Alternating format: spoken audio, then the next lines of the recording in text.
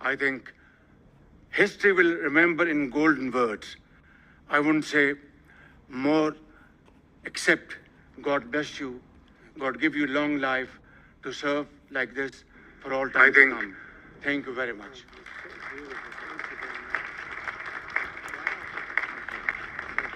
Very kind. Wow, I didn't expect that. Let's go home. There's nothing more I have to say. Goodbye, everybody. That was really beautiful and beautifully delivered. Wow, thank you very much. Also with us is President Prabowo, a very incredible man of Indonesia. President, come in.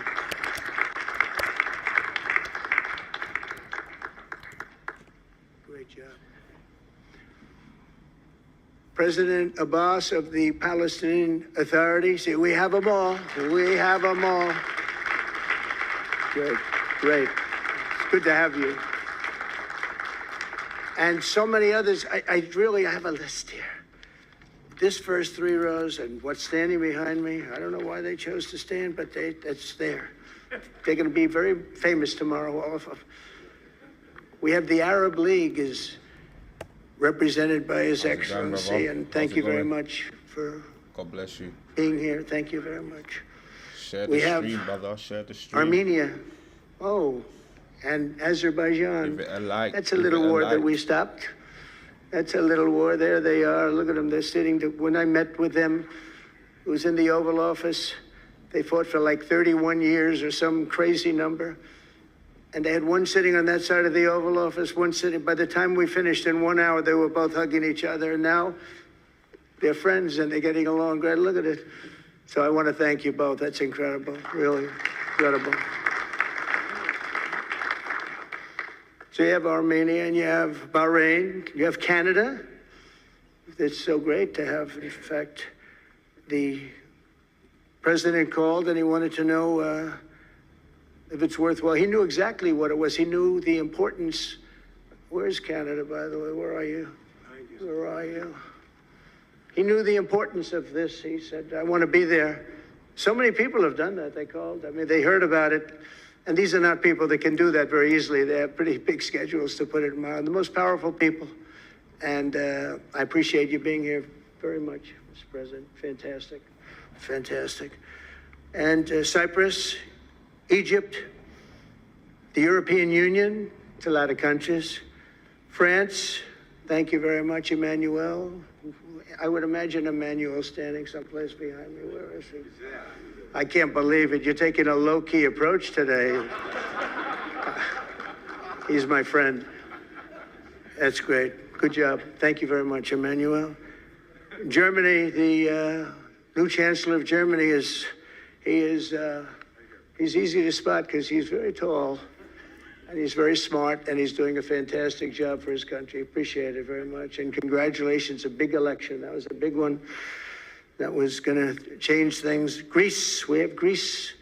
We have Hungary. Oh, Victor, where is Victor? Victor. We love Victor. Victor, I call him. You know, I put the little accent on it.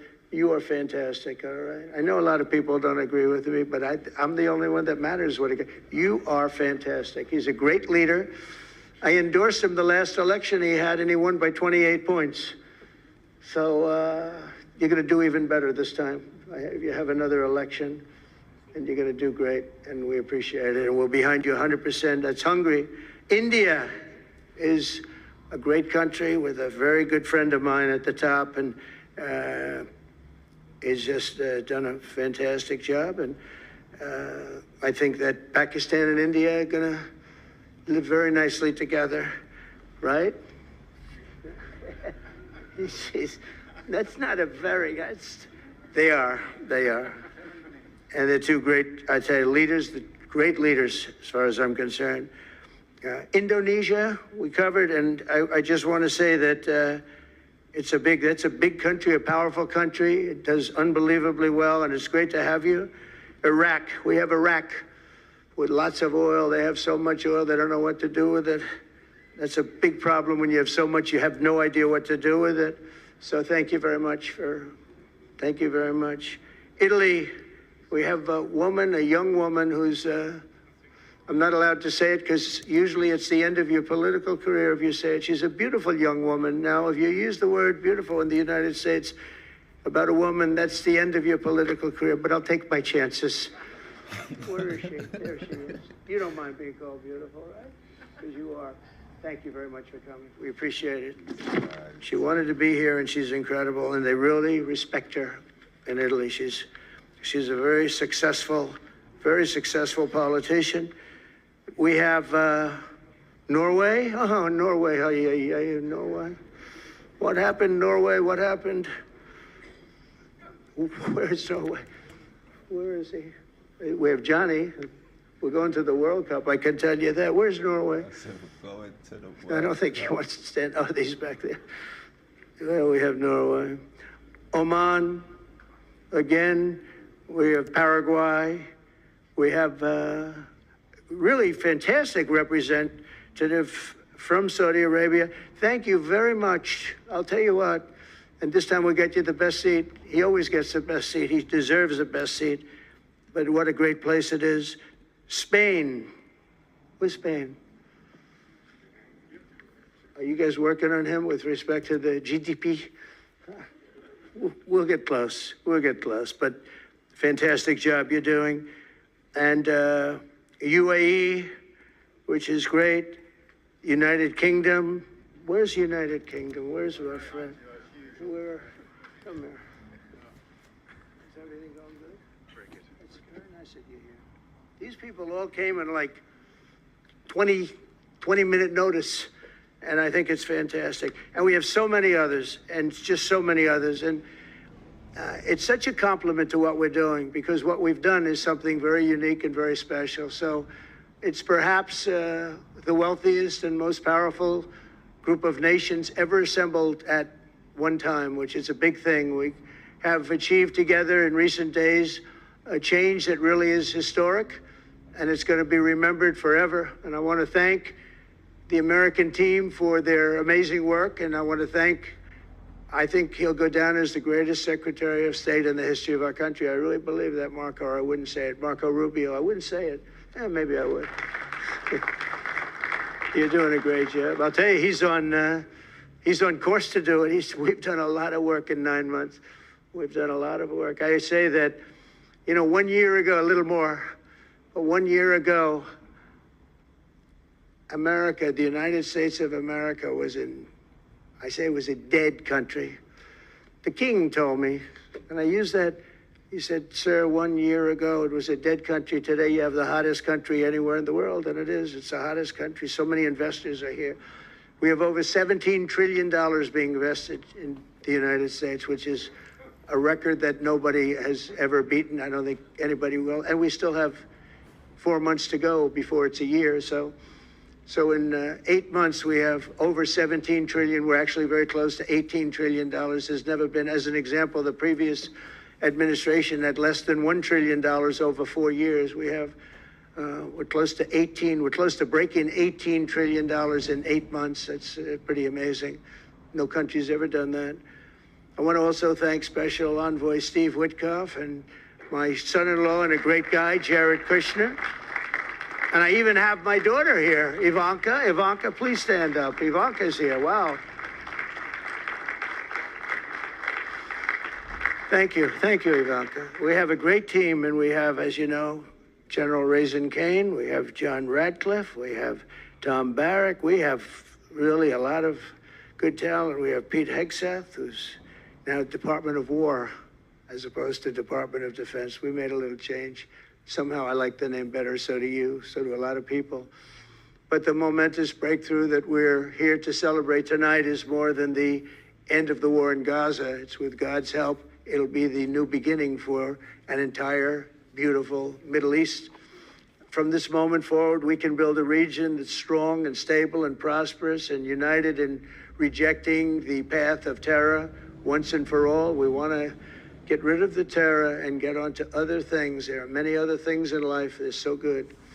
The final sprint to this deal began less than 3 weeks ago on the sidelines of the United Nations in New York. I met with many of the people in this room, And it all just started coming together. I've known so many of you for so long. You're friends of mine. You're great people. I have a couple I don't like in particular, but I won't tell you who. I have actually a few of them I don't like at all. But you'll never find out who they are. Well, maybe you will, come to think of it. But I have most of you who I like a lot, and I respect a lot. Maybe that's more important. We listened, and we exchanged ideas, and we kept pushing forward until the job was done. And the first steps to peace are always the hardest. And today we've taken them and we've put them all together, and we've come up with this beautiful mix like nobody thought was possible. And as you know, I've just come from Israel. It was an amazing day to watch the hostages come in and to watch all of the other things and do all of the other things that we did. And like all of us here this evening, the Israeli people are overjoyed that the war has ended. Many of you have had dancing in the streets. They had dancing in the streets. And they've been dancing for weeks now once they heard about this and they heard that it was even a possibility. They're elated at the arrival of the hostages and excited to begin this new chapter for the entire region, and it's going to be that, and they are going to be great partners, and I hope everybody's going to join the Abraham Accord. I like to say the Avraham. I love Avraham, but somehow it doesn't sound as good when I say it as it does when some of my other friends say it who are from the region. But we're going to get a lot of people joining the Abraham Accords. We have the four great nations that did it early on, and they stayed with it. And then you had the Biden administration, which is the worst administration in the history of our country. And obviously, they did nothing on that and anything else. And so it stayed at four. And now a lot of people, even today, they're talking about all joining up. So many people have talked to me about that. And it's going to be a great tribute to really the United States. I mean, the United States has worked very hard in the Middle East, so it would be a tribute to us and to Jared and to Steve and to all of the people, Marco, all of the people that have worked so hard on that. And it really is going to it's going to guarantee that it all stays together. You're going to do well, because the four nations do very well. I mean, they do extremely, as they're wealthy, but they're a lot wealthier because of it. So I hope everybody's now joining up. Now we have no excuses. We don't have a Gaza, and we don't have an Iran as an excuse. That was a good excuse, but we don't have that anymore. All the momentum now is toward a great, glorious, and lasting peace.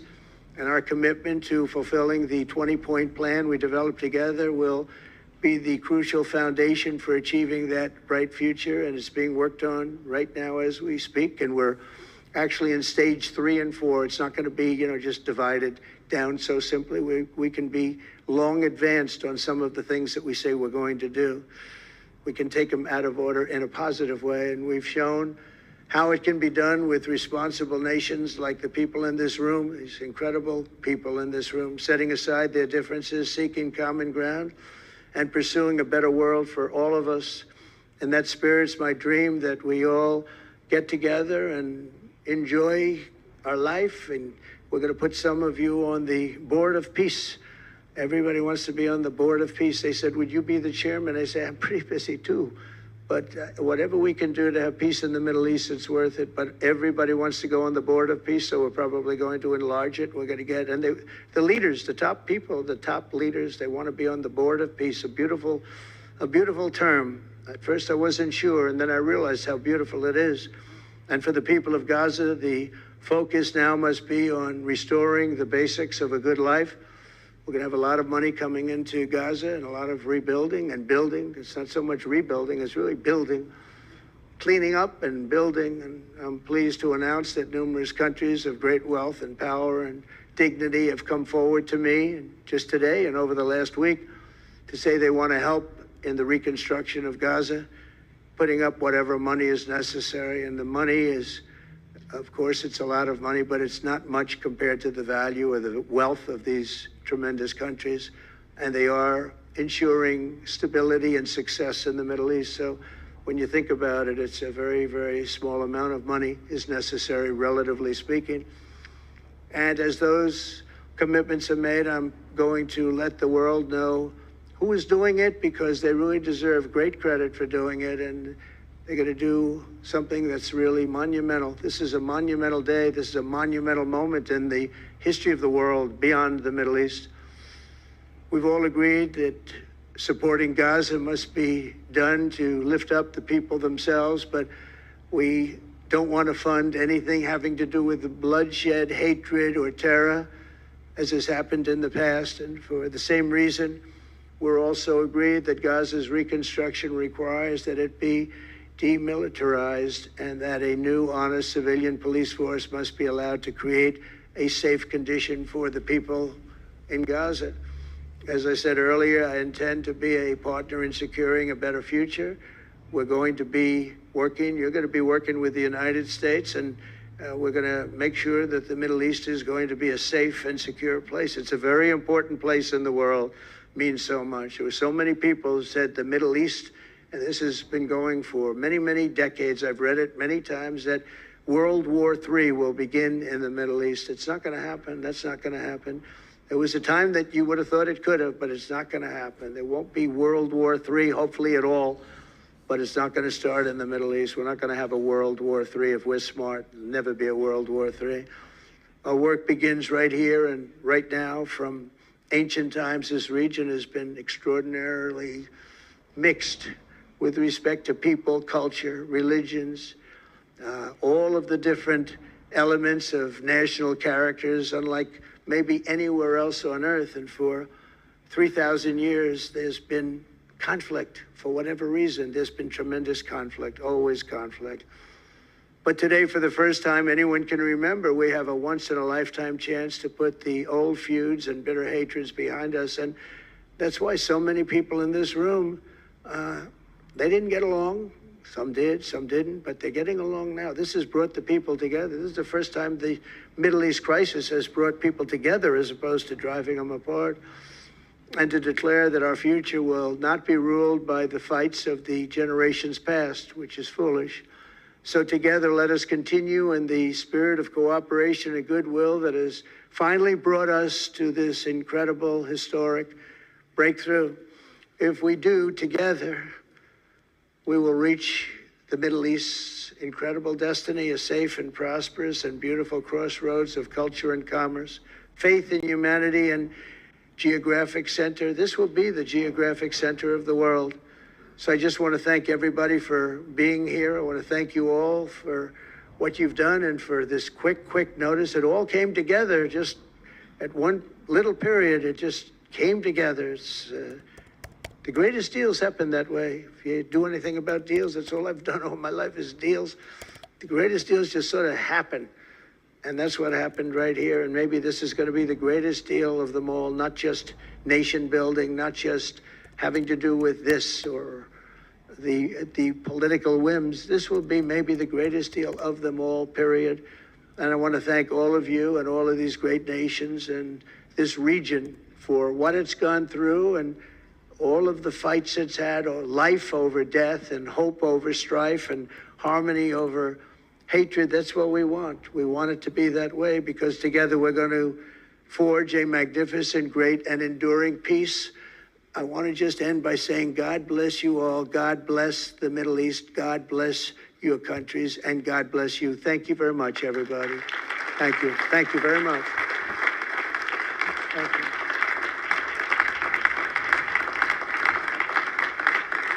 Thank you very much. So if we could ask the media to leave, and we're going to have a little conversation with all of these great leaders, which will take 5 minutes, and we'll just talk for a couple of minutes. But if we could ask the media to leave, would be great. Thank you very much. Thank you. Oh, that looks like that's it. So the markets obviously kind of hold it up.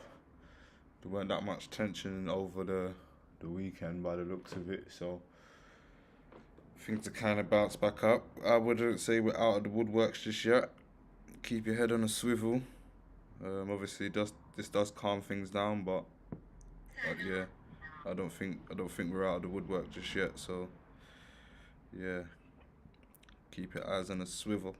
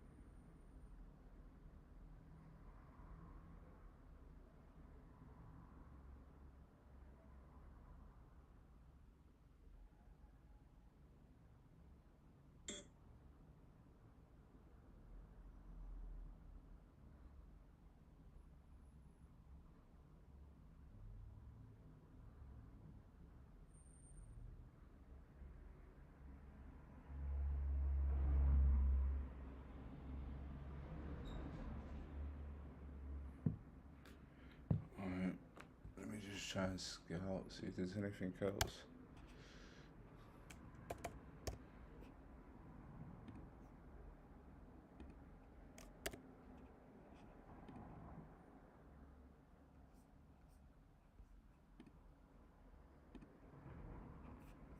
Say, can the media leave, please?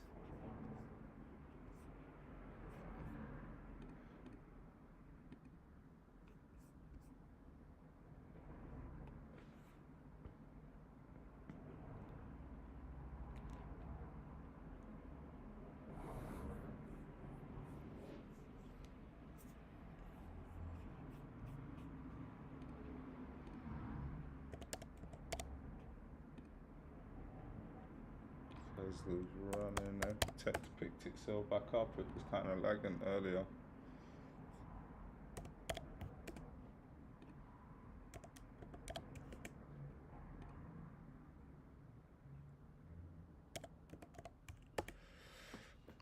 Let's just hang out.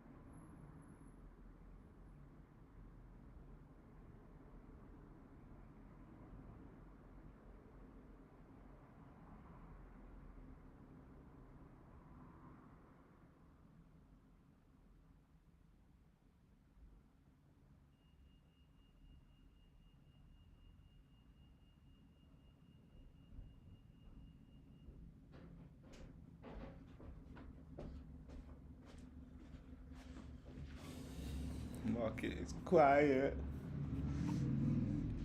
I'm here.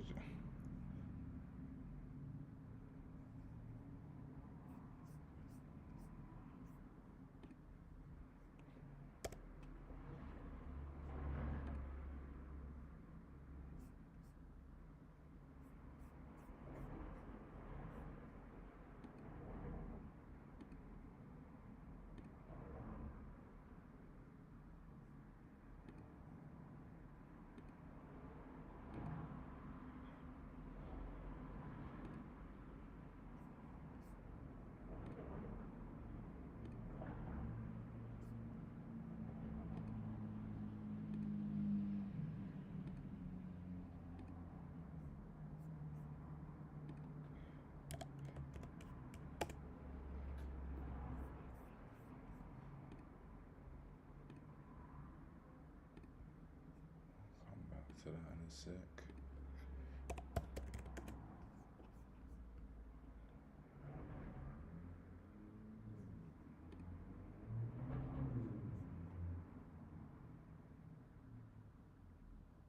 Europe correspondent live in Jerusalem as we add the voice of the aforementioned Hagar Shamali, former director for Syria and Lebanon on the National Security Council, CEO, founder of Greenwich Media Strategies, who has been a very important voice in our coverage since the attacks that took place on October 7. Hagar, it's great to see you. Welcome back. Thank you. I appreciate that, Joe. I'm so glad that you're with us of all days. I don't even want to start with a question for you other than what are you thinking right now? Oh my gosh, I'm overjoyed. I feel a sense of relief, and I feel a sense of, by the way, immense pride to see the United States and President Trump really be the leader in brokering this deal. That's the role the United States often plays in bringing an end to war. I do believe that this is an end to the war. Might not necessarily mean an end to conflict sometimes, but it's a significant step. Seeing those hostages being released and reunited with their families is just gives me goosebumps. Remarkable. Well, your energy is contagious. So from here, how do the parties who we just saw celebrating this moment make this a lasting peace? How do you get through the second phase? Sure. You know, it's I don't want to underestimate the importance of having all of those leaders that we saw standing behind President Trump. And it's not just regional leaders. You had leaders from around the world. You even had the UN Secretary General, who President Trump has attacked numerous times. That's right. Everybody coming together for this. And that speaks volumes. But also the fact is that there were a lot of factors here that brought us to this day in a way that none of us could have foreseen. And what I mean by that first and foremost is you have Trump himself, who really pursues this peace through strength effort and this approach. And you see that, for example, when he gave a threat to Hamas, he said that basically this was the last time I'm going to do this. If you don't agree to this, I am going to allow Israel to eliminate you once and for all. A threat that Hamas took very credibly. At the same time, he was able to exert this immense amount of pressure on Netanyahu, especially following the strike on Qatar, which ended up being a tactical error on the part of Israel. And so that also allowed him to do that. So when you have that pressure that he was able to exert on both, and then bringing in all these partners where Qatar and Turkey have to now bring, they have to live up to their end of the bargain and continue the pressure on Hamas. All of that is going to bring to bear the fruit of this deal, and hopefully the progress we're going to see throughout the negotiations. It's really interesting reporting by Axios that this came together in a meeting last Wednesday with Witkoff and Jared Kushner, who sat down with officials from Hamas, at least the political officials who were targeted in that attack in Qatar, to address a question. Once the hostages are released, what says Benjamin Netanyahu doesn't continue to bomb and shell Gaza, continue the fighting? It took Kushner and Witkoff to say on behalf of the president that we assure you that will not happen. In the end, is Jared Kushner the person we should thank for this moment? Well, Jared definitely played a significant role, that's for sure. And I can tell you, through my experience in government and also now, the value of outside players can be very significant. Yes. And because when you play a role in track 2 efforts, for example, often it's called track 2 or track 1.5, where you've got people on the outside who support a government's peace efforts, the beauty of those individuals is that they often have, they have a lot more freedom of what they can do, what they can say, how they can travel, they can do it under the radar. And then all of a sudden at the end, they appear. And so I without a doubt, from everybody I speak to and everything I know, he played a very heavy role in pushing this deal across the finish line. He obviously has a lot of relationships and contacts in the Middle East. He remains through his businesses and so on. But again, that pressure, it takes pressure on both sides, and it always does. And it takes very determined and stubborn leadership. And that you have coming from President Trump himself. What happens to Benjamin Netanyahu? Noteworthy, he did not go to Egypt, by the way. And of course, I realized the timing, and he would have been flying back at night with the holiday. This was an issue for him, presuming he would have gone otherwise. But that said, it's been suggested that his political career could now be over now that the war has ended. Is that correct? It's too early to say, to be honest with you, because we have to see how things are going on the ground, because a majority of Israelis are very upset at Netanyahu. Trump last week tried to say, oh, Netanyahu, over a call, apparently he said, now everybody can like you again. And now, this is something for you as well.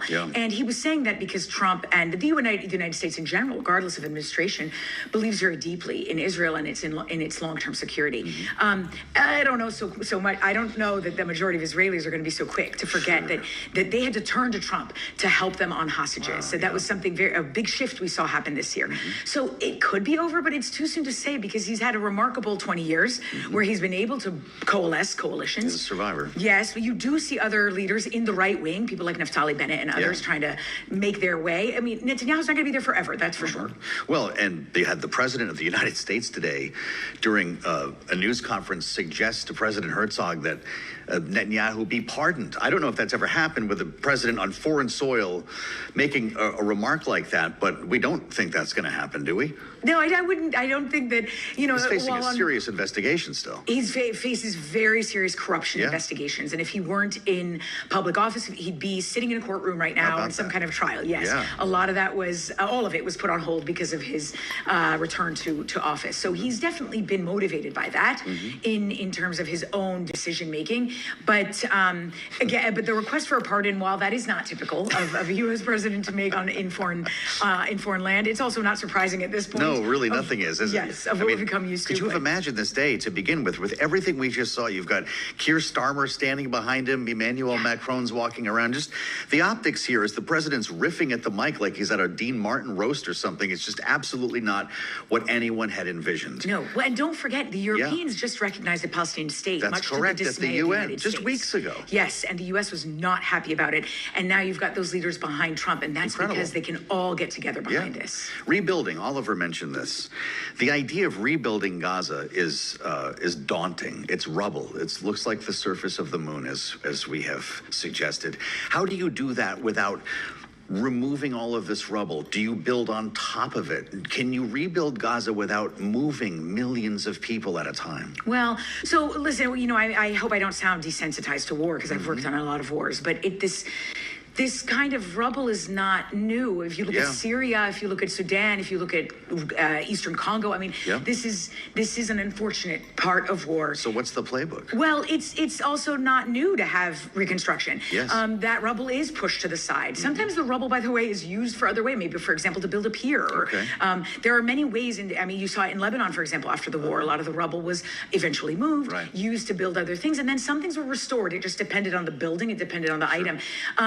Yes, people. The fact is that most of the Gazan population is already displaced. The ideal is to have them in a situation where they're not intense. In something that's so miserable and such a nightmare. Something that is a bit sturdier while the rest of it is reconstructed. But that is common. It is, and it is going to happen. Should the World Food Program and other providers have unfettered access to Gaza now? How do you get the food and the gas to where it's going? It can never be unfettered, unfortunately. And the reason for that is because you still have the threat of Hamas and other gangs that could loot or take advantage of that aid. Or they could either steal it for themselves, hide it. They could sell it at inflated prices, unfortunately. And you also have to make sure that weapons and such aren't being smuggled in the middle of a truck. That's not uncommon, unfortunately, in situations like this. So it can't be unfettered. But that said, when you don't have an active war zone, a lot more can go in at a rapid pace. Okay, fascinating. What's next for the president once he comes home? We've had sort of celebration day today, and this is remarkable to witness all of it. But the business really kicks in tomorrow with keeping this intact. Will the president be involved on a daily basis, or is there a Hagar Shamali in this White House who's going to have this portfolio working with the Secretary of State? How is it maintained from here? So I like that you mentioned that. It's not funny. It happened already. That's fair.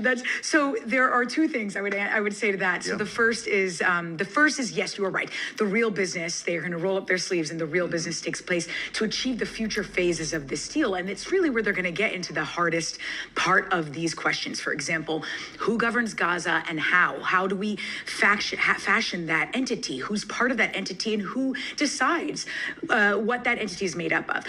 The disarmament of Hamas. This is the biggest sticking point. This is the one that Hamas has been the most vague about. And I don't mean to be naive. I absolutely expect that if Hamas agrees to the future phases of this deal, that they will try to work around it and still rearm. But that doesn't mean that it needs to be a return to war. When you have situations like that in the Middle East, and you've had other ceasefires that are similar, Lebanon is a good example of that, Israel responds with precision strikes, with counterinsurgency operations, and yet ceasefires still hold. Wow. So I don't see, there's a real reason to believe that we don't have to return to the war is what I want to say. So they're going to work on the nitty gritty of all those phases. Steve Witkoff and team are going to be very busy over the next few months. Right. So that's that piece. On the other piece, though, because you asked, what's next? Apparently, President Zelensky is coming to the White House on Friday. Well, my gosh, so yes. That's next a whole deal, other I guess. Indeed. With regard to Israel, though, last question. Is it possible for the IDF to dismantle the rest of the tunnel network without breaking the ceasefire? Sure. Well, yes. And again, look at Lebanon as a good example of this. Lebanon and Israel have had a ceasefire since November. You had an escalation. They ended in a ceasefire, and it has held until now. That said, Israel continues its strikes in Lebanon, and you don't hear about it in the press every day, but it's happening often. They are very precise, very targeted against missile arsenals and against Hezbollah leadership or commanders or operators. That's the best case realistic scenario that you could see here, where there's still going to be efforts to ensure that Hamas doesn't move weapons, get more weapons, build out a tunnel network. Now Israel can, with intelligence and so on, they can see that. And don't get me wrong, each side is still going to use points of leverage that they have to try and make the other side blink or move first. For example, Hamas still has the deceased hostages. Israel is not withdrawing all the way. For the first phase, it's something like 50 or 53% of the way. So there are still these points of leverage that each side have that are going to have to be used to get all the way there. Got it. I'm so glad you could come in today. Hagar Shamali with the seminar, as always. On this day, the hostages are released. What a remarkable moment to share with you. Greenwich Media Strategies has a lot of experience in this field. As you know, you've heard from Hagar a lot. Former director, Syria, Lebanon, the National Security Council at the White House. Many thanks to Hagar Shamali. As we'll look back on this day as one of significance, the question is what happens from here, as we've been discussing. And we want to bring in our political panel with their thoughts on that. Bloomberg Politics contributors Rick Davis and Jeannie Shanzano are with us. Rick is our Republican strategist and partner at Stone Court Capital. And Jeannie, of course, Democracy visiting fellow at Harvard Kennedy School's Ash Center. Why don't you pick up the conversation from here, Jeannie, because the idea of maintenance, the idea of the business that must be done after the cameras turn away and Air Force One is back here in Washington will be a very complex series of challenges. Is this administration up to it? It will. I mean, it's going to depend on how engaged they are going forward. And certainly we know the administration has a lot on their hands and on the table domestically as well. And of course, as you just mentioned, they've also got this war in Ukraine and a meeting with Zelensky on Friday. But that said, I think we heard, I think, right before the president spoke, when we heard from the president of Egypt, Sisi, he said something about closing a painful chapter in human history, certainly true, and a commitment to a two-state solution for the Palestinian and Israeli people. And I underscore that because he said that right before President Trump got up to speak. And that is something that we have heard that the Israeli government, as it is now put together and as it is now obviously facing elections, so it could change, they have firmly rejected that notion from the start of this war. So I think as we think about what's going to happen going forward, we have to remember how far apart these two people and groups are. And it is not just Hamas and the Israeli government. It is also the Arab nations that have joined together with the president in terms of finding a way forward in peace. And so there is a long way to go here. I share Hagar's great excitement for the day, but I also think we need to be very cautious. The president is taking a victory lap. He deserves it. But there is a long way to go here when you hear the main partner, the president of Egypt, talk about a two-state solution. Well, it's really interesting, Jeannie. Rick, I asked Hagar as well about Benjamin Netanyahu's political future. Once we're into phase two, assuming that this ceasefire continues, what will be his political reality at home? Yeah, I thought it was pretty interesting that President Trump turned to the president of Israel and said, "Hey, how about a pardon for this guy? He knows something about pardons." But I do think that is a significant distraction to the rebuilding of Gaza and to the completion of the peace agreement. In other words, good news: war's over, killing will stop. By and large, and Israel will be able to return to some level of normalcy. They won't be sitting in air raid shelters all night long, and knowing the Israeli people, they're going to want to talk politics. They're going to want to find out what's the future of Israel. And as I looked at the coverage of the president's speech to the Knesset, you could see a dozen potential candidates for prime minister sitting around applauding, because this actually unleashes a new era of Israeli life, which is a return to the hyper-political interests of the people there and a post-Netanyahu future. I don't think anybody really believes that after this, there's a role for Bibi Netanyahu as a future leader of Israel post this agreement. He'll get credit for this agreement. He'll get credit for security. But at this point, they'll be looking across for new leadership. Is that how you see it, Jeannie? In lieu of a pardon, what could be next for Benjamin Netanyahu? Yeah, that was quite a moment when the President Trump said that today about why don't you pardon this guy? And the look on Benjamin Netanyahu's face was priceless. I think that Benjamin Netanyahu is facing, and we've always known he was facing, very serious challenges at home. I mean, look, before October 7th, the large-scale demonstrations on the street in Israel. After October 7th, the focus was on, retribution, getting the hostages back. There's a lot of anger in Israel, understandably so, that the feeling that Benjamin Netanyahu could have made this deal long before and did not do that. And the polls are reflecting that.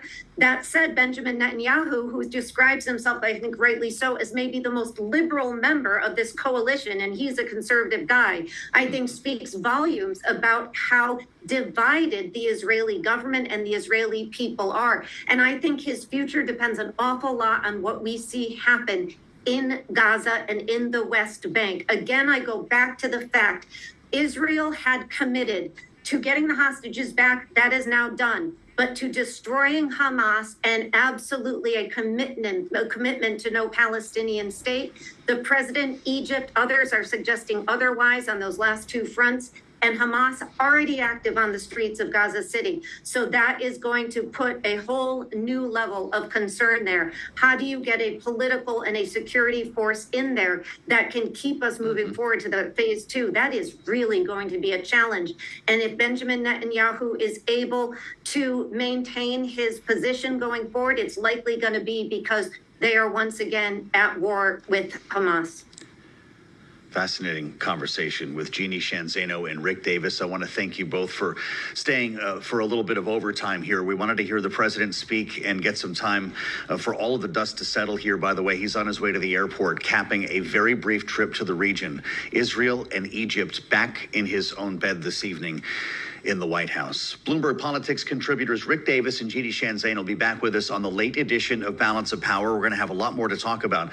That starts at 5 p.m. Eastern Time, and part of our coverage will include a conversation with Democratic Congressman Jake Auchincloss of Massachusetts, of course, a Marine Corps combat veteran who also serves on the Foreign Affairs Committee. We'll have more to add in this conversation. And what is also day 13 of the federal government shutdown.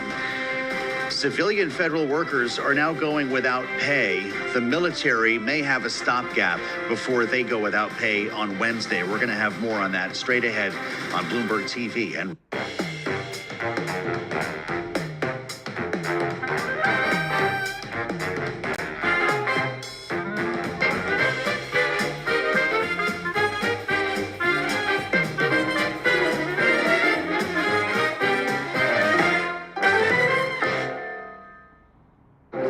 writing isn't on the wall anymore. It's everywhere. So Barclays Investment Bank provides critical market insights to help you see through the noise. Barclays, powering possible. Oh, so you corporate types are rock stars? That's like me being a corporate type. Hey, Rockstar move using Workday to handle all our AI agents. Well, watch me handle my agent, Gary Almonds. Almonds? Anyone want some almonds? Good decision making is learned, not born. So I connect with this global network to bring my work to the next level, being open to comments, feedback, discussions. There's always this back and forth workflow. Sometimes conversations with different people might open up ideas to explore. Embrace a growth mindset. Search Turning Point, brought to you by HSBC and Bloomberg Media Studios to find out more. Silence isn't empty. It's full of proof. When a silent gesture orchestrates masterpieces, we're not just one step ahead. We're in a league of our own. From 50 years ago to today to tomorrow, CIB has always been here. Growth, innovation, and setting the standard for half a century. Progress driven by quiet mastery.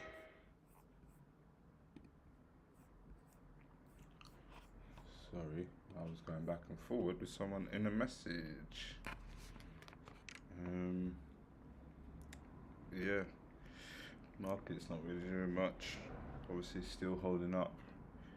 I think it's liking all the Trump news at the moment.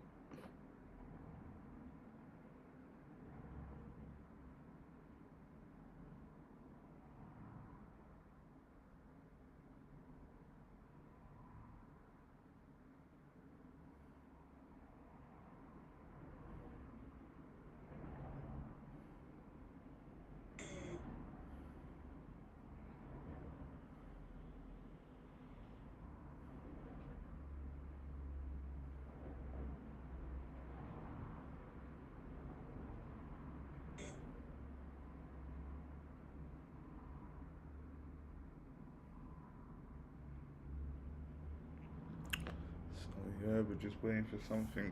I'm gonna have another look in about 2 minutes.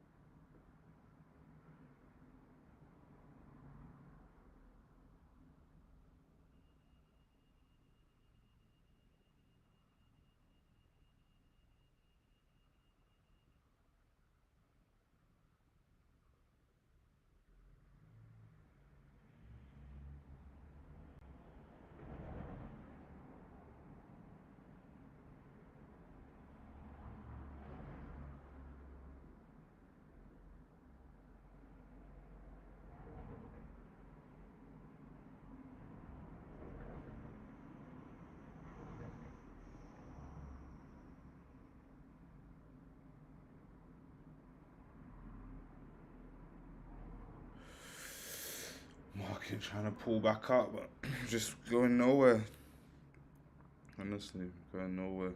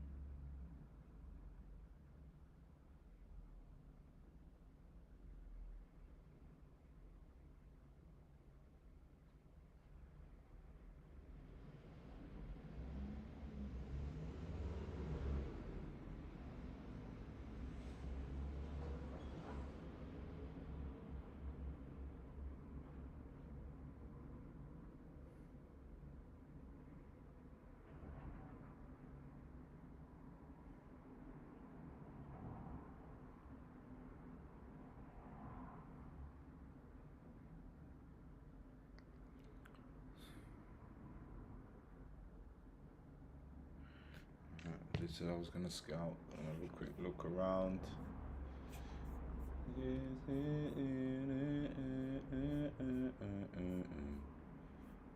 Nothing's happened honestly for the last hour since Trump.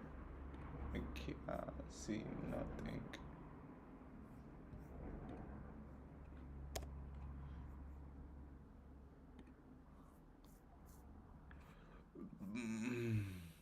Literally, market is quiet.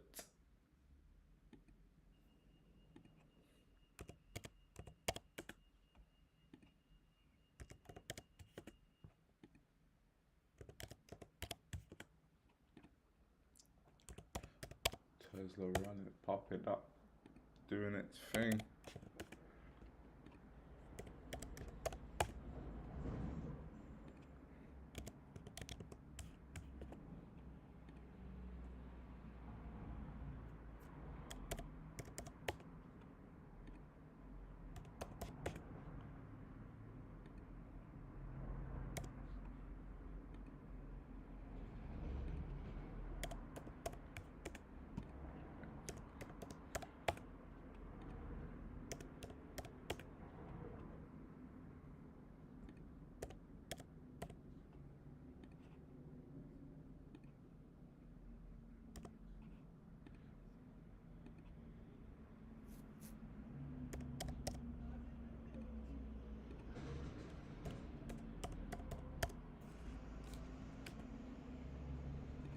Nike on the run.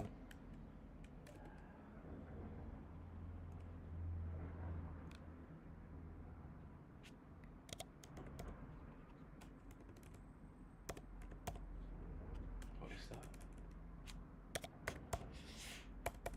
Can't remember what it's called.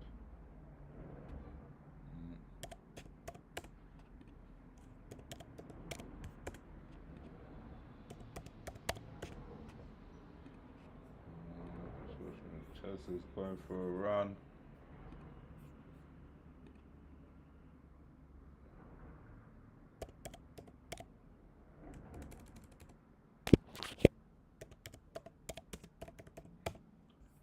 Let's see if you can see why. See if there's anything around this.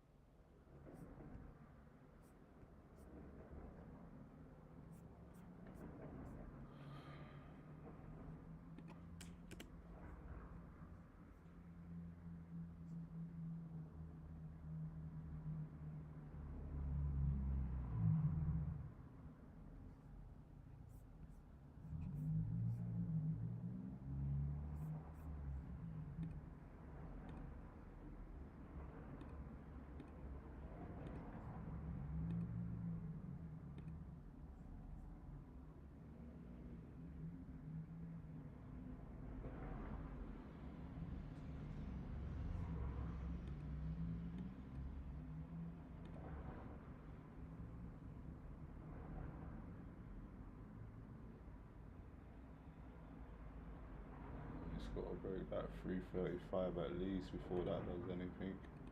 Don't get trapped.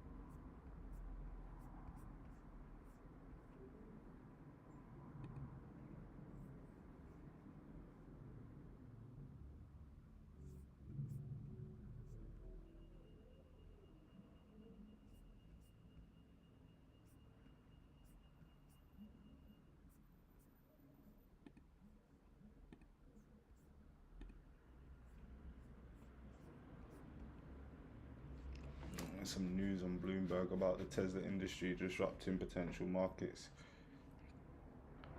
No, can't see nothing else. That was reported on Bloomberg about 1 minute ago. Can't see nothing else. Let's watch it for a couple of minutes. Let's see if we miss out.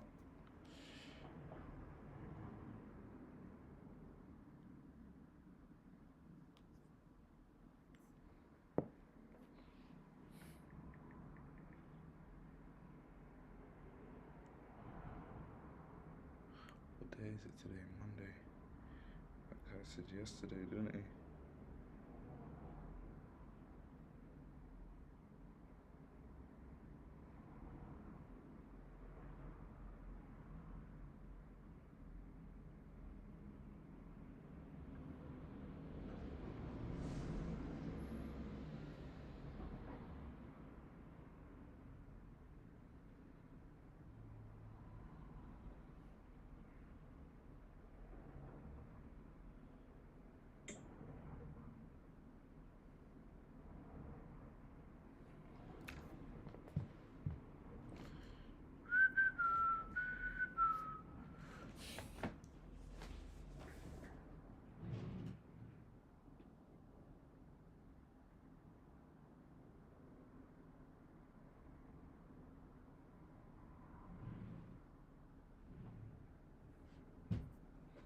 Cleaned it out.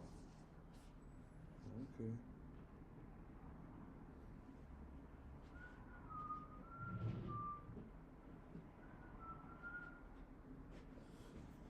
I need to start looking at some properties in a sec.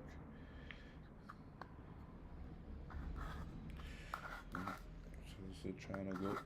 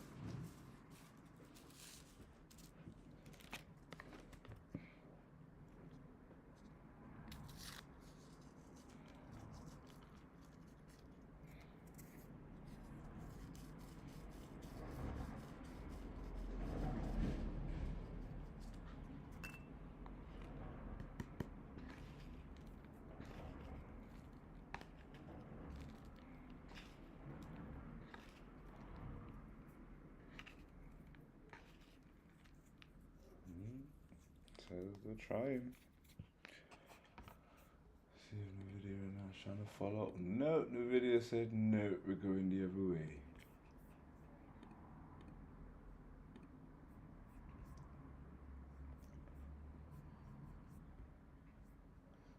Yeah, like I said, I think you gotta keep your head on a swivel. Swivel, swivel, swivel.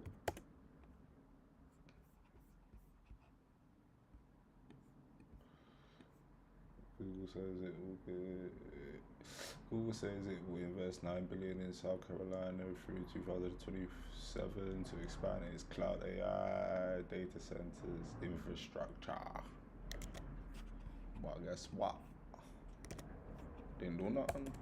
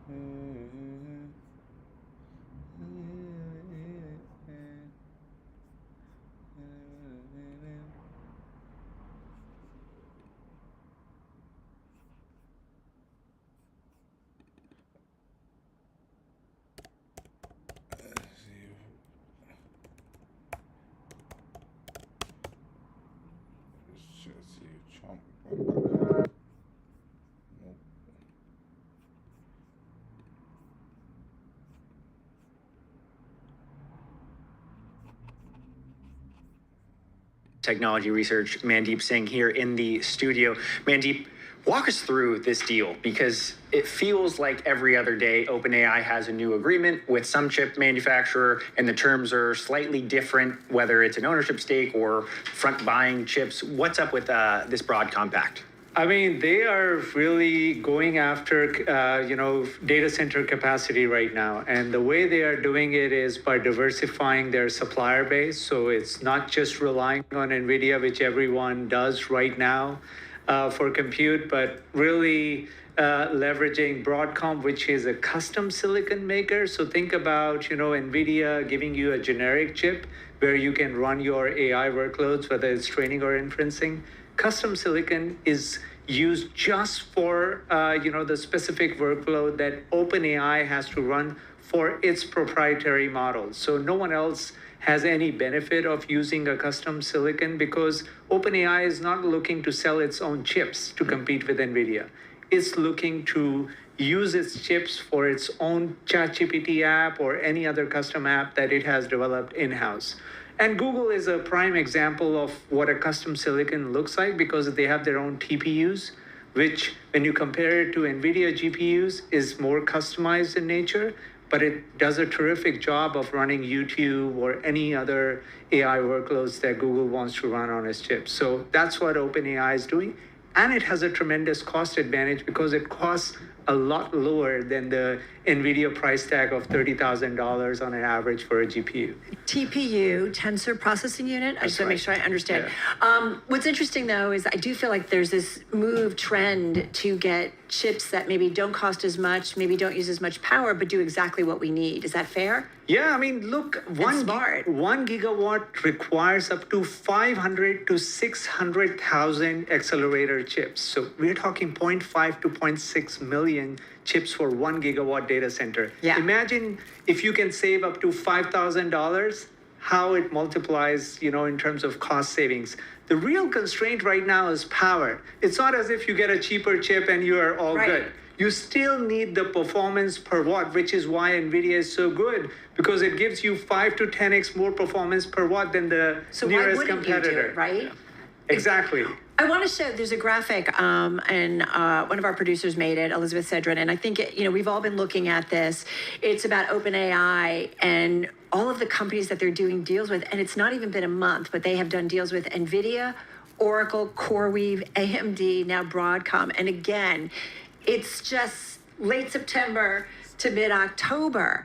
So is that what this is like just a giving them bubble a to me. smarter supply chain and having access to what they need? Is it as simple as that? Well, it's not as simple because they're going across the stacks. Think of, how AI applications are deployed. You need the chip, you need the infrastructure, you need the cloud, because that's where you're doing your inferencing. So they've cut deals with different parts of the stack here, not just the chip makers, not just the power guys, also the cloud guys. So from that perspective, like CoreWeave, right? CoreWeave, exactly. And look, to my mind, they are going aggressive in terms of adding more capacity than they probably need, because they think if they get market share, they get the companies or users to use their product, then they will be able to monetize and probably drive some companies out of, competing with them because of the scale involved here. Well, are xAI and Anthropic striking similar deals, or is this the OpenAI show?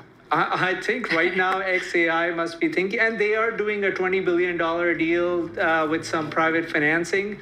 But look, when OpenAI announces a 10 gigawatt deal, we're talking 500 billion, not 20 billion anymore. So the numbers are getting bigger and bigger. Well, is OpenAI, in this moment in time on October 13th, the most important company in the world?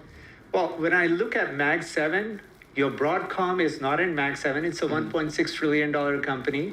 OpenAI probably, it's one and of they're up 10% because of this. I mean, also, the whole space sold off on Friday, so I don't want to downplay that too much, but they're not even public.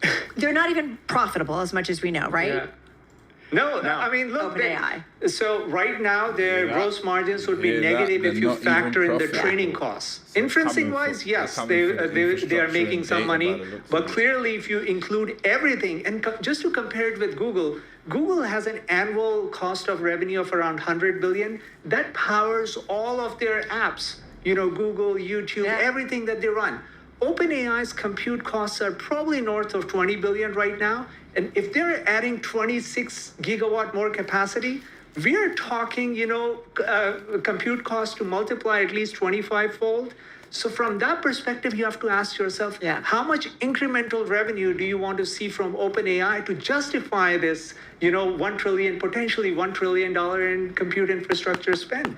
And that's where Google's infrastructure is so efficient, because just, less than 5 gigawatt of compute gets you to over 400 billion in revenue. That's pretty cool, to say the least, in a non-financial analysis terminology. Mandeep, thank you. Always a gem. Bloomberg Intelligence Global Head of Technology Research, Mandeep Singh. AI spend and the build out is one read on the U.S. economy and certainly the tech economy. Now to another great read, Bailey, on U.S. economic activity. And we're talking about the industrial supplier Fastenal, which reported earnings earlier this morning, and shares, I think they were the worst performing in the S&P 500 at one point. Yeah, right now down about 6%. And keep in mind, this is a $50 billion company. So this is no small fish in the industrial space. One of the first reads we get every quarterly earnings season. Missing Wall Street views, broadly speaking. So interesting what's driving that. Well, let's ask the CEO, Daniel Florness, is with us. He is Chief Executive Officer of Fastenal. He joins us from Winona, Minnesota. Dan, it is great to have you back with us. Talk to us about the quarter, because it does seem like analysts were noting that the pricing during the quarter was weaker than expected and marks the second straight quarter of softer pricing. And maybe that's why we're seeing the stock down. What do you want to say to investors? Well, part of the reason our stock's down is it's priced to perfection. If you look at what it's done, year to date and where the multiple has gone. But, we had a really good quarter. We had a double-digit quarter. We hadn't seen that for a couple years. Double-digit growth, sorry. And pleased with the outcome. One of the challenges we had this year was there's a lot of fluidity around tariffs and what it means for pricing. And we will raise price to address costs in our customer's supply chain. We really don't want to raise more than that because we believe it impairs our ability to grow as fast as we'd like. And, coming into the quarter, we estimated, X for impact of pricing, came in a little bit less. We lowered our number for the fourth quarter. But the most important aspect is on a price cost basis, we are neutral. And that's what we aspire to be. We'd rather just grow. And Dan, to your point, Fastenal, even with the pullback today, returning 22% year to date, so outperforming the S&P 500 and comparable stocks in the industrial space. But just one more question on pricing in terms of expectations. Would you want to raise pricing? Like, do you get the sense that consumers and customers would push back, just given how you've been shifting into bigger customers spending much more money? Yeah, customers always push back on pricing. Doesn't matter the size customer. We are having conversations with our customer. We will be doing some price increases in Q4. I suspect we'll be doing some price increases as we move into 2026. But again, our first discussion with the customer, they understand it. They're willing to move on price. Our first discussion is always, what are alternatives to this product that maybe doesn't mean we have to raise your prices 5%. Maybe it means it only has to be 2%, and we'd rather go to 2% because that's what a supply chain partner does. Well, Dan, how do tariffs fit into this? Just given that, according to analysts across the street, when we look at certain industries, now is when we're going to see tariffs showing up in the third quarter in guidance as it relates to 2026. What are you seeing, and how are you kind of attacking or addressing any pressures from tariffs? Yeah, so for us, tariffs have been in the equation since the early part of the second quarter, a little bit of the first quarter. I think in the individual that handles pricing, historically he'll provide us an update once a month.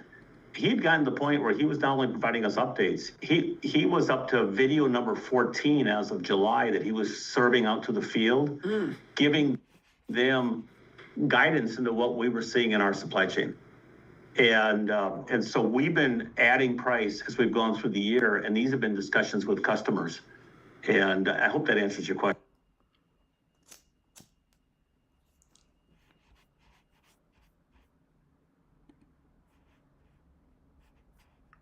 I didn't think today would have held it up, to be fair. Trump's live somewhere again.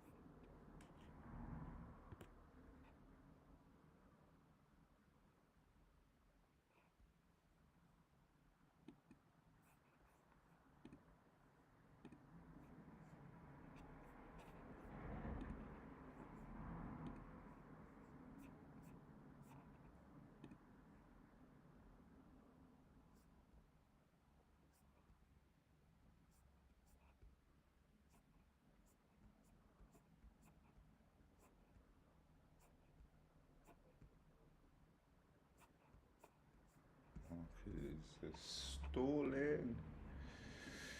Got what, an hour and 30 minutes?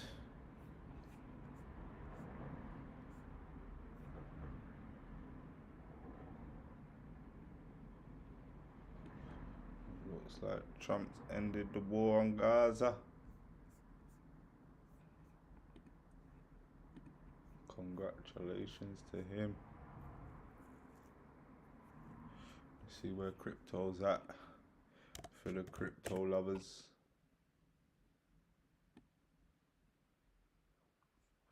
Ooh, trying to make a recovery. Trying to make a recovery.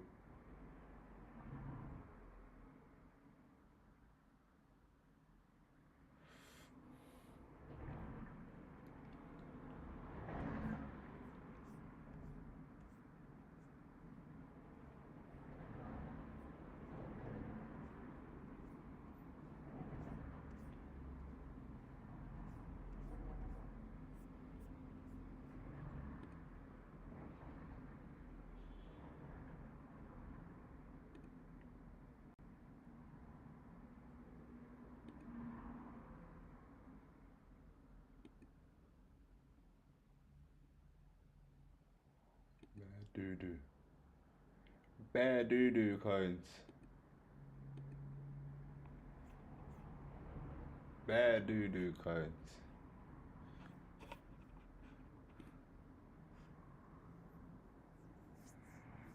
Got them shit coins now.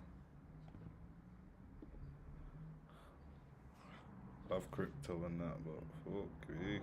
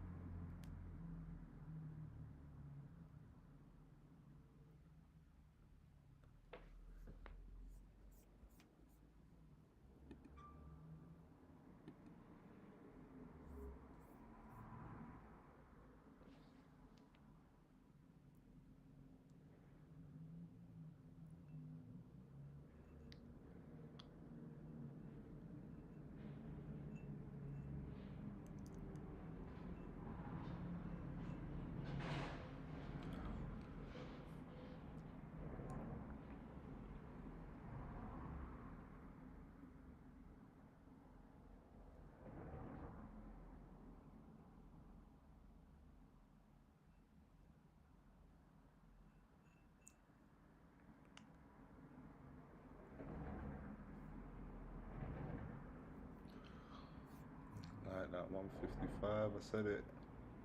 Tried.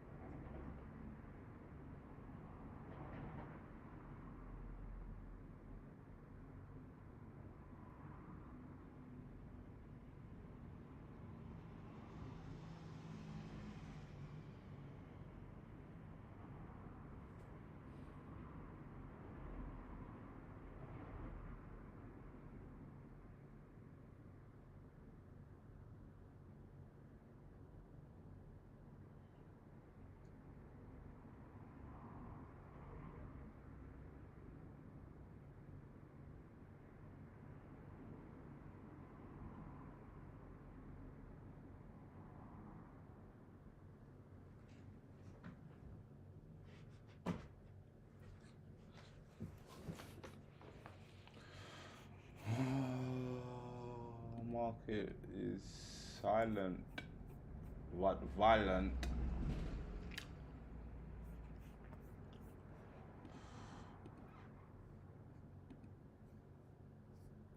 Walking into the last hour.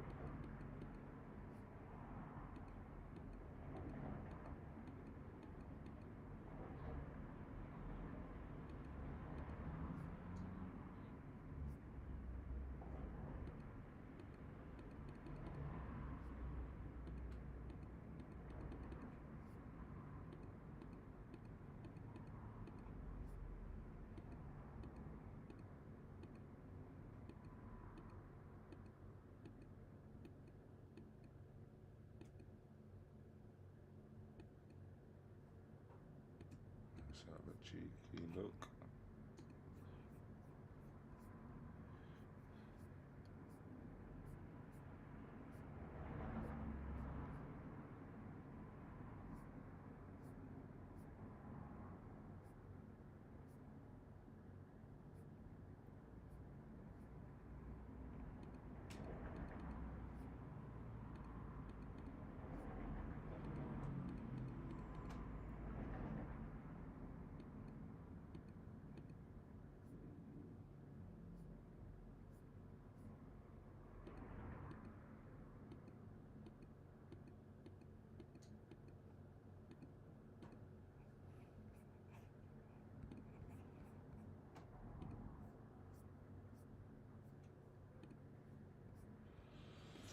Market's quiet.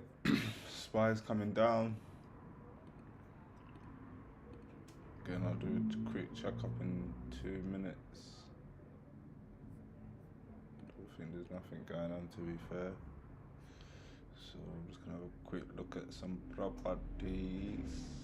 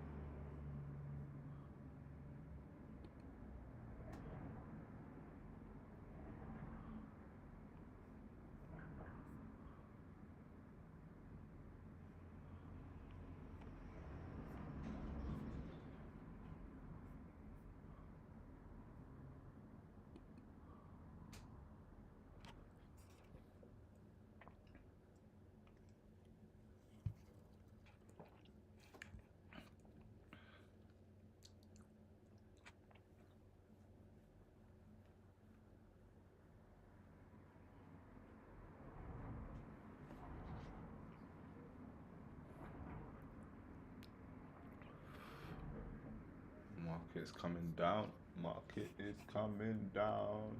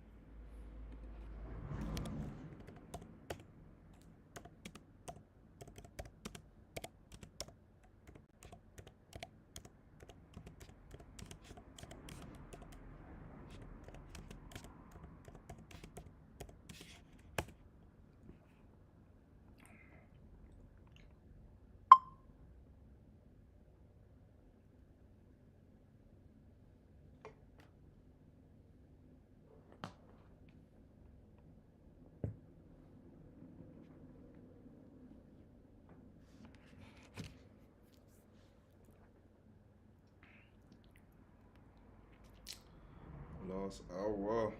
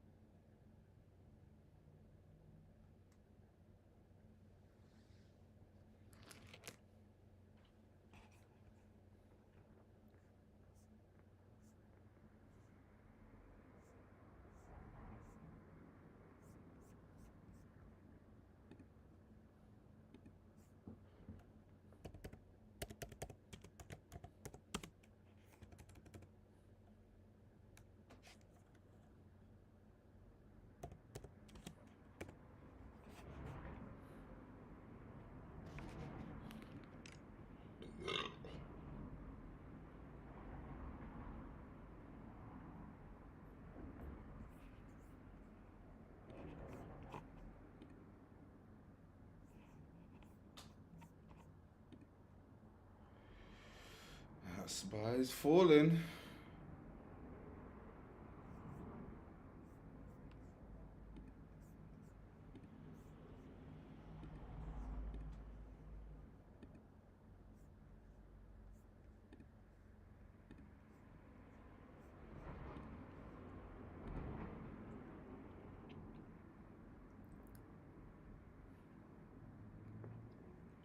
Don't know why it's falling as well. It's just, guess it's not really happy with what Trump said.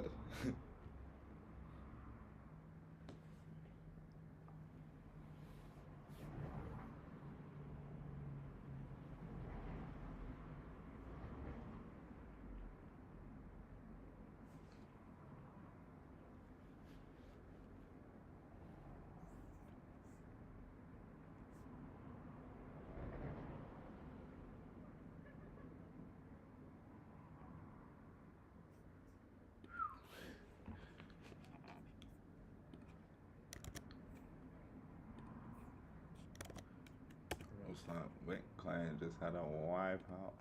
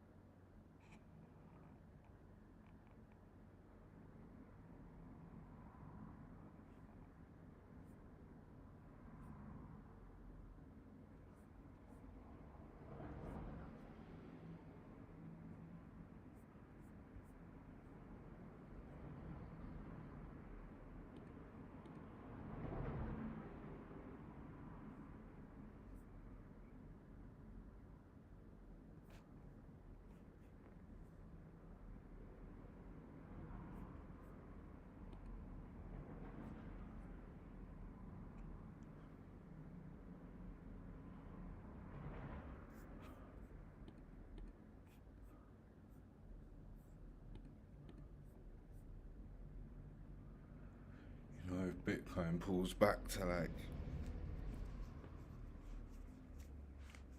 100k, everyone's gonna start getting in a dicky fit. Get ready for it. You're gonna start seeing all the videos coming out. Crypto this, da da da. It's funny. Don't get sidetracked by the BS, man. Don't get sidetracked by the BS.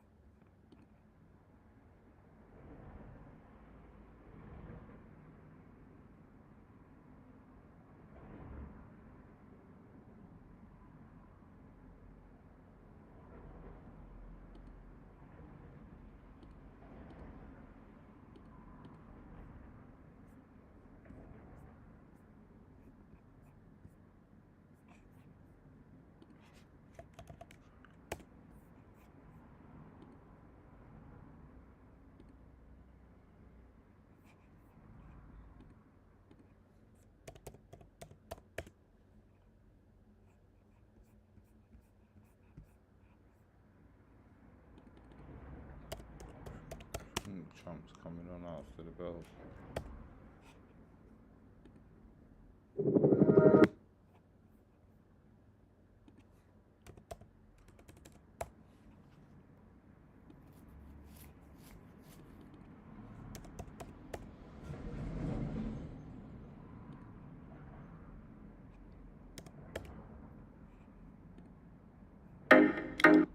Actually hit a bridge that we tried to drive under that was not tall enough for the RV, so the AC in the baby's room in the front of the RV got ripped out, so we actually just spent this weekend getting that repaired because it left a hole in her ceiling. I would say our top 3 spending items a month are going to be our truck payment, which is about $750, I want to say, a month.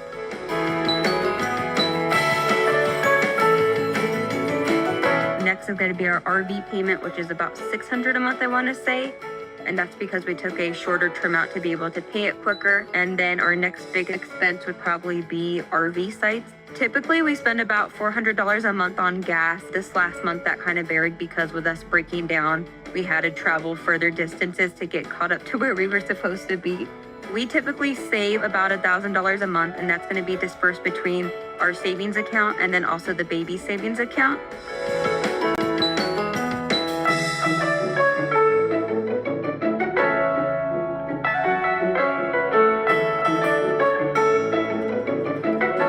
We currently do have debt. I want to say it's about $4,000 on my credit card right now. And typically we like to pay that off fairly quickly. We generally use it just to... Is an anxiety about when are businesses going to actually find the sort of tangible value. There were some recent studies, one from MIT, another from Stanford, sort of casting doubt on how quickly, on whether major enterprise customers of these AI tools are even seeing the value right now. And I think there's a hope that, well, maybe these companies are sort of just slow to integrate this into their workflows. You see groups of people like coders really embracing these tools, but of course coders are quick to understand and adopt new technologies. That becomes a lot harder when you start going after use cases that are, a lot more analog or have, legacy tools that people are used to using. Just want to call out again, Broadcom is a $1.7 trillion company. Massive. Up 10% on announcement with a private company. Yeah. This is why we're trying to make sense out of it, right? And that's what I'm wondering. My immediate thought goes to, well, what's XAI doing? What's Anthropic doing? Mm-hmm. What are these other players doing if seemingly every other day someone is now partnered with Sam Altman and OpenAI, whether they're investing in each other or just going to make better chips? Or what do they need to do? Exactly. I mean, it is a race to secure this compute, right? And so you are seeing XAI, Meta also make these aggressive major deals. Meta has also sought, financing for some of its deals in this space. So I think that the sort of the idea is that the more compute, the faster you can build this AI that they're trying to get to, this sort of superhuman, super intelligent, AGI, whatever you want to call it. And while OpenAI has maybe been the most aggressive and the loudest, certainly this is an industry-wide trend that we're seeing. One of the things I want to just go back to, you said something about OpenAI, they're bringing in lots of revenue. What do we know about how much revenue they're bringing in? We know they're still private, I get it, but we've seen funding rounds and we've seen valuations put on this company. What do we know about the revenues coming in? That's right. So I believe it's been reported that there's a revenue run rate expected of 13 billion or an annualized revenue of that much. But again, once you get to cost, right, the company is not profitable. The cost of training these models is enormous. It's growing. It can cost billions just to train a model, and there's sort of no signs of that going down.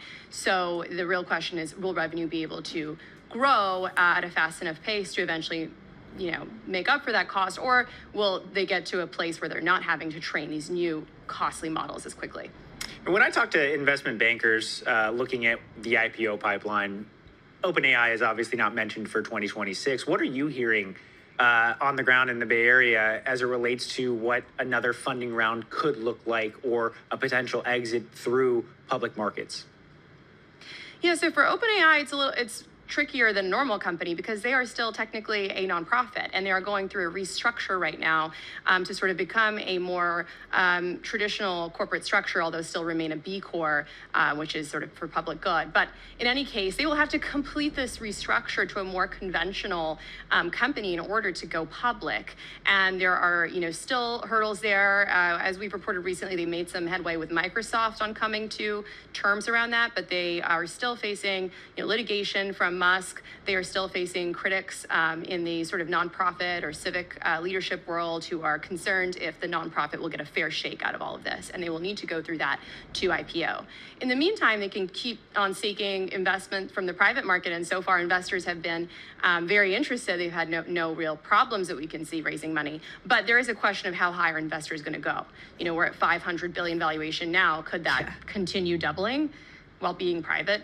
That's yet to be determined. Hey, Shireen, just got about a minute left here. I mean, you're smack in the middle of everything that's going on with AI, and obviously we talk about OpenAI a lot because they're in the headlines, and they are the company that seems to be the one to catch and watch. But what else is kind of on your radar when you think about the last 2.5 years, almost 3 years here in this AI build out? What's kind of top of mind for you?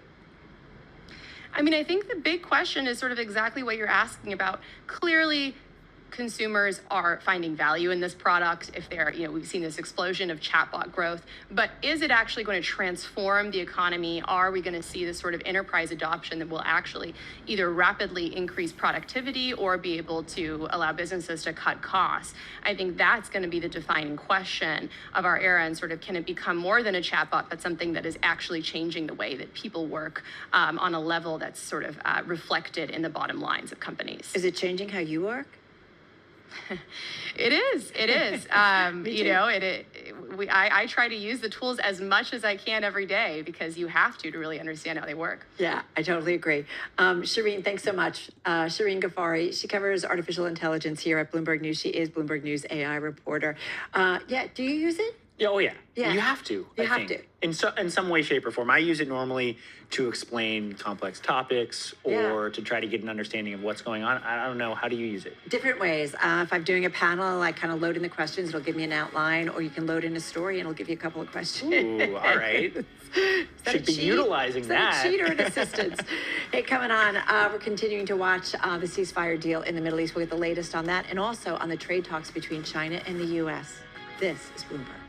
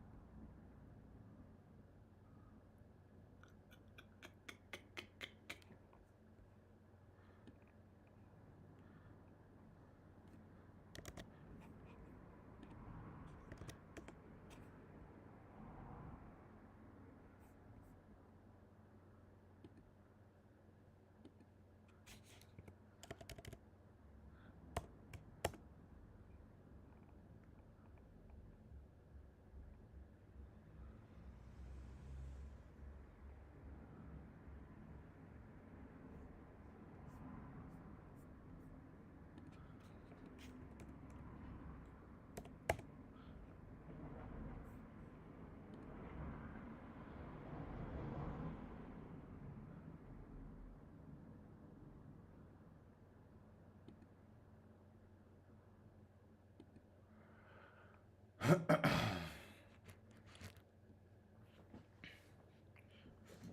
trying to run back.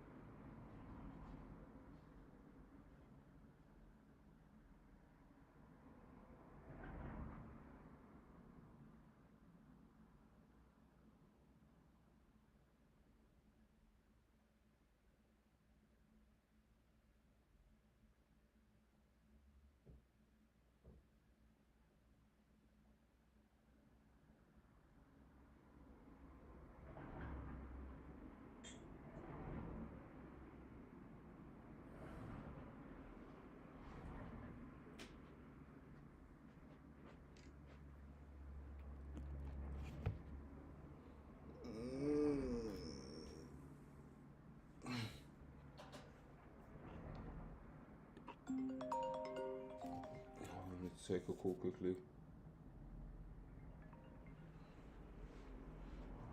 Hello.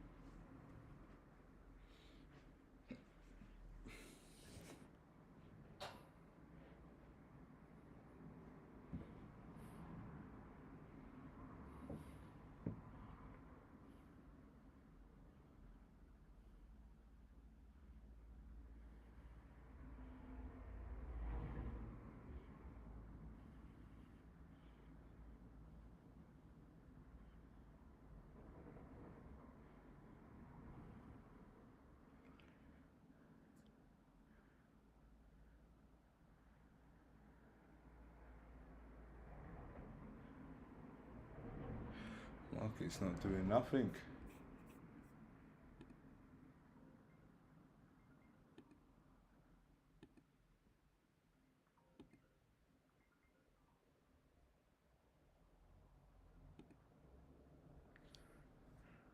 Why is my phone so low?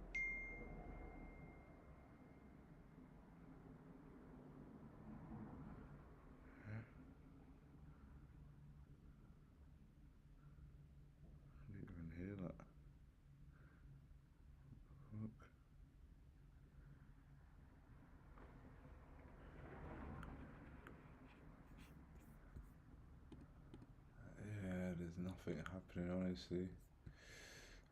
Last 30 minutes, 25.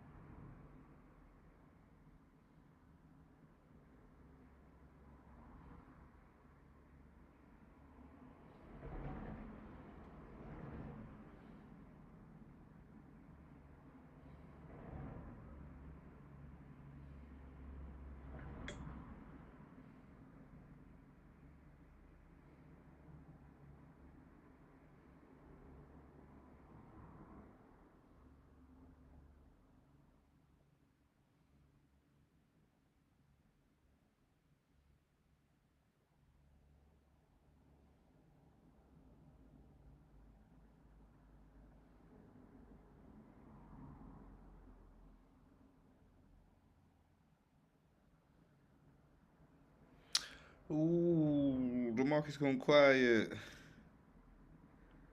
I think he's taking a diet.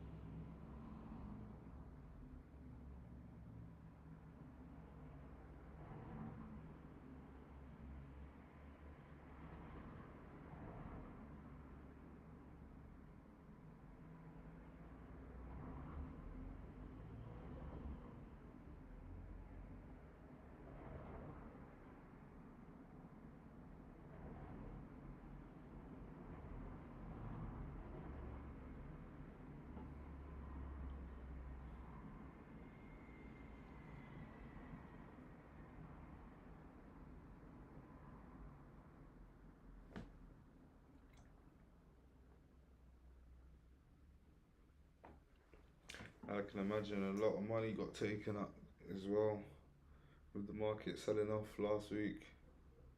Can imagine people having some place to carry on tumbling, but they would have got trapped. And if anything, we might start dropping tomorrow. Let's see. Hold on. Let me check to see what date it was actually coming. Actually, that's something else that I need to check.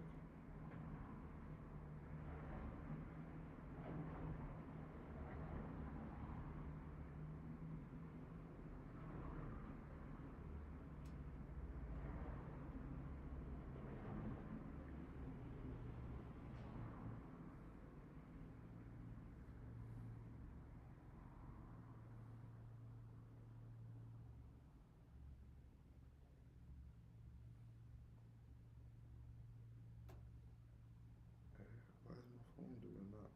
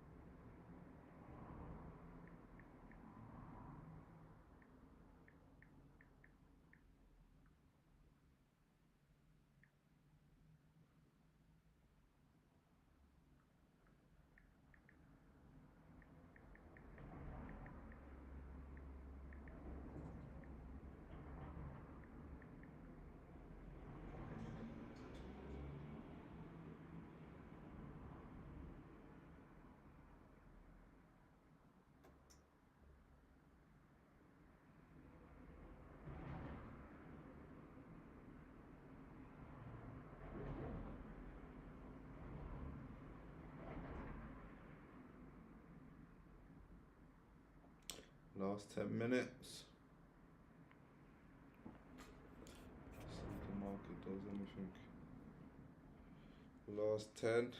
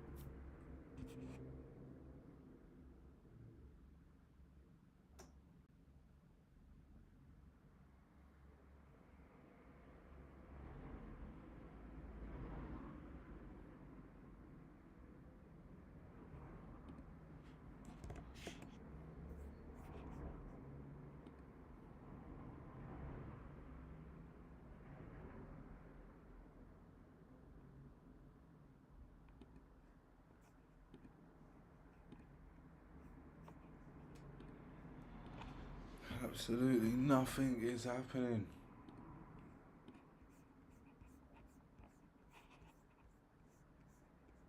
Bits of information, but oh, Apple.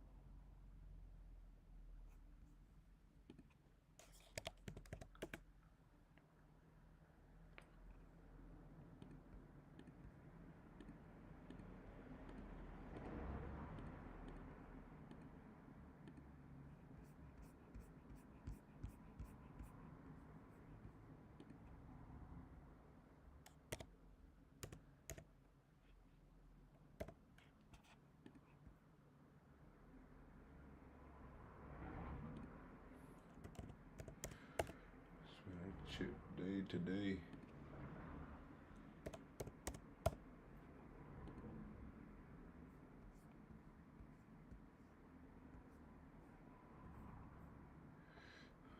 Should have known better with all the AI data, to be fair.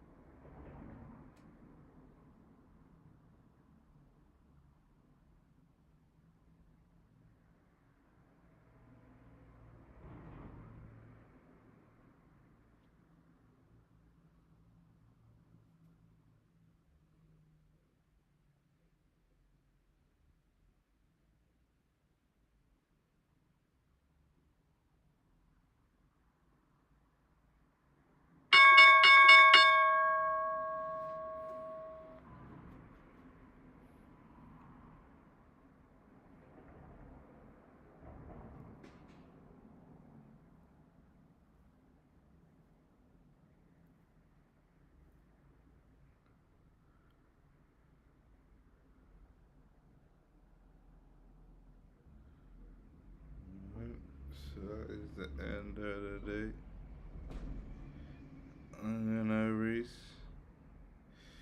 And see you tomorrow.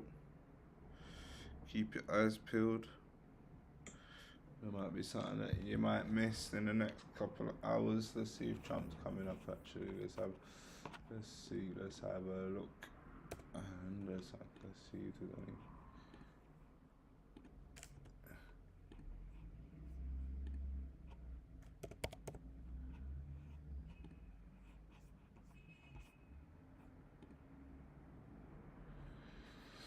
Nope, everything starts kicking off tomorrow.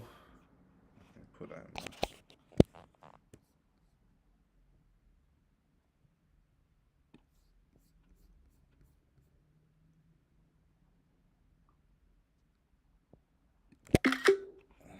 The group. But God bless you all. And I'll catch you all tomorrow.